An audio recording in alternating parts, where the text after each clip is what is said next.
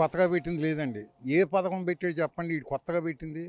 రామారావు వచ్చినప్పుడు 83లోనే సంక్షేమ పథకాలు 30 రూపాయలు 50 రూపాయలతో స్టార్ట్ చేశాడు.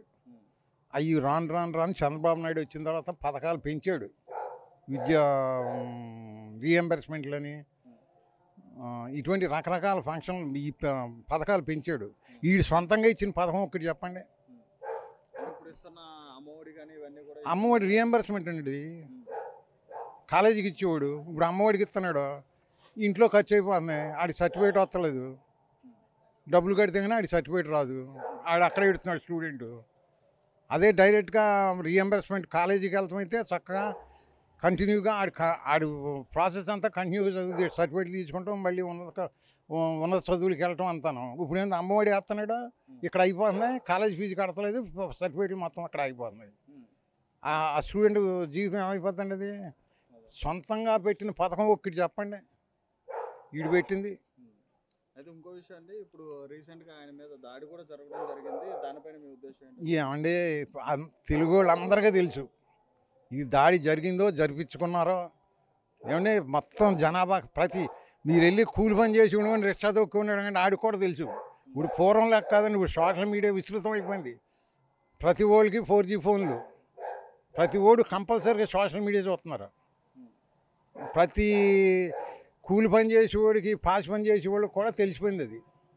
అది పెద్ద రహస్యం కాదు, అది చేయించుకున్నాడని అందరికీ తెలుసు. ఆ ప్లాస్టర్ వేసి తిరుగుతాం ఇవన్నీ.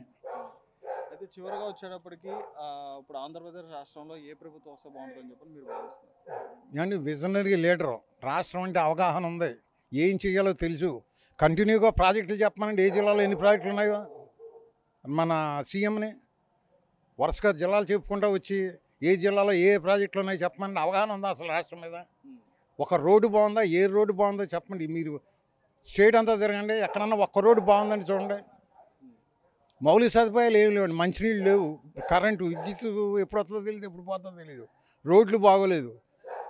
ఈ రాష్ట్రం అంటే అవగాహన లేని ఒక తుగ్గలకు కానీ ఎక్కించి రాష్ట్రాన్ని నాశనం చేసుకున్నామండి. మనదే ఇండియాలో నెంబర్ 1 స్టేట్ అండి. స్వయం సమృద్ధి ఉన్న అంతాను, న్యాచురల్ రిసోర్సెస్ ఉన్నాయి, గనులు ఉన్నాయి. ఏమంటే పవర్ సప్లై కూడా మన సర్ప్లస్. అటువంటి రాష్ట్రాన్ని దిగజారి చేసాడు. మనకున్న గనులు కానీ నీటి వసతి కానీ ఇండియాలో ఏ రాష్ట్రానికి ఉండదండి. సాయిల్ కూడా మనది అలాంటిదండి, బంగారం పండే సాయిల్ మొత్తం రాష్ట్రం అంతా కూడా. వీళ్ళు నీటిపారుదల సవ్యంగా చేయగలిగితే మన రాష్ట్రం నెంబర్ 1 అవుద్దండి. ఏమంటే శ్రమజీవులు, ఆంధ్రాలో శ్రమజీవులు ఈడు వచ్చిన తర్వాత సామర్థ్యం ఎక్కువైందండి. అంతకుముందు ఆంధ్ర వాళ్ళందరూ శ్రమజీవులు, కష్టపడేవారు. ఏమంటే రైతు ఎంత ఉత్పత్తి చేస్తే అంత రాష్ట్రానికి ఆదాయం, మాకు కాదు, రైతుకు కాదు ఆదాయం, రాష్ట్రానికి ఆదాయం. అది పాడు చేస్తున్నాడు. ఇప్పుడు పవన్ కళ్యాణ్ గారు కూటమిలో ఉన్నారు కాబట్టి ఆయన పరిస్థితి ఎలా ఉంది? ఆయన గెలుస్తారా పిఠాపురంలో? ఆయన గెలుస్తాడు కానీ గెలుస్తాడు, తప్పకుండా గెలుస్తాడు. ఆయన కూడా మంచి స్టెప్ తీసుకున్నాడు. ఇప్పుడు కూటమికి చేర్చి ఆయనకు ఒక రాజకీయ భవిష్యత్తు వస్తుంది. ఇప్పుడు కాకపోతే ముందైనా 29కైనా 34కైనా ఓ పార్టీ నిలబడి ఉంటుంది. అలాగా ఆయన తీసుకున్నది మంచి స్టెప్ అండి. అది మేము కోరుకున్నది కూడా అదే. ఉంగుటూరు నియోజకవర్గ వ్యాప్తంగా అయితే పక్కా టీడీపీ జనసేన కూటమి అభ్యర్థి మన పర్సమట్ల ధర్మరాజు గారు గెలుస్తారని మాకు నమ్మకం. ఓకేనా, ఇప్పుడు వచ్చేటప్పటికి కూటమిగా వచ్చేటప్పటికి పవన్ కళ్యాణ్ గారు, అదేవిధంగా చంద్రబాబు నాయుడు గారు బీజేపీ నుంచి 3 కూటమిగా రావడం జరుగుతుంది.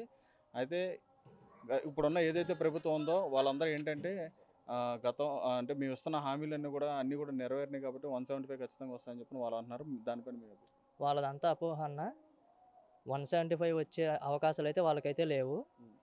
మా ముగ్గురు 3 పార్టీలు కూటమి అభ్యర్థి జనసేన పార్టీ మా ఉంగుటూరు నియోజకవర్గంలో జెండా ఎగరేస్తాం. వైసీపీ వాళ్ళు ఎటువంటి ఆశలో పెట్టుకోవద్దు, వాళ్ళు అనుకున్నదంతా అపోహ. ఎటువంటి విషయాల్లోనైనా సరే టీడీపీ జనసేన బీజేపీ కూటమే నెగ్గిద్ది, వాళ్ళ జెండా కింద పడిద్ది. ఓకే, ఇంకో విషయాన ఇప్పుడు వచ్చేటప్పుడు మీరు చాలామంది ఏమంటున్నారంటే ఇప్పుడు జనసేన తరపు నుంచి కానీ లేదా తెలుగుదేశం తరపు నుంచి కార్యకర్తలందరూ కూడా అసంతృప్తితో ఉన్నారు కూటమిలోని కొన్ని మాటలు వినిపిస్తున్నాయి. దానిపైన నిజంగా ఉన్నారా? కొత్తగా వచ్చినప్పుడు అసంతృప్తిగానే ఉంటారు. ముందు మేము ఎలాగైనా మెరుగుపరుచుకుంటాం, ఏ విధంగా అయినా సరే జనసేన పార్టీని, టీడీపీని, బీజేపీని గెలిపించుకుంటాం. వాళ్ళు పెట్టిన కండిషన్స్ ఏమీ మాకేమీ సహకరించలేదు, ఏమీ చేయలేదు మాకు. వాళ్ళు ఇచ్చిన హామీలన్నీ చేసేమన్నారు, ఏమీ చేయలేదు. జనాలకి అలా చెప్తున్నారు అంతే. దానివల్ల మాకు ఉపయోగం ఏమీ లేదు.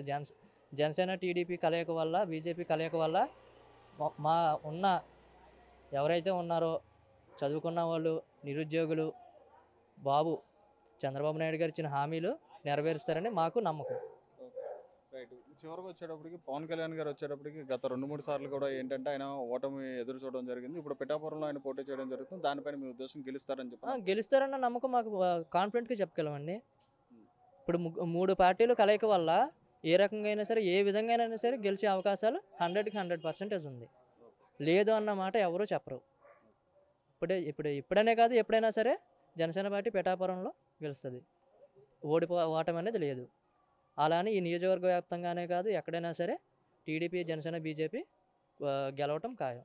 పూర్తి మద్యపాన విషయం అవుతుంది కదా మీ ఉద్దేశం? అది వేస్ట్ అన్న. ఎన్నోసార్లు చెప్పారు, పార్టీ రాకముందు చెప్పారు, వచ్చాక చెప్పారు, ఏదైనా చెప్పారు. ఎవరి వల్ల కాదు. మద్యపాన నిషేధం ఏం చెప్పాడు? బ్రాండ్లు మార్చాడు, ఏయో బ్రాండ్లు పెట్టాడు, జనాలు నాశనం చేశాడు, అంతే. అంతమించి ఏమీ లేదన్న. మద్యపాన నిషేధం అంటాడు, ఏంటి నా బాగుంది, ఎన్ని బ్రాండ్లు వచ్చినాయి అన్న? భీమడోళ్ళు మార్ట్లోకి వెళ్తే అన్ని బ్రాండ్లే. బాలే బ్రాండ్గా అన్నేవారు ఇంతవరకు. బాలే బ్రాండ్ కాదు, వాళ్ళ అమ్మ మొగుడు బ్రాండ్లు వచ్చేసినాయి. ఇప్పుడు ఎన్నో బ్రాండ్లు, లెక్కలేనన్ని బ్రాండ్లు వచ్చినాయి. ఆ బ్రాండ్లు ఎందుకన్నా?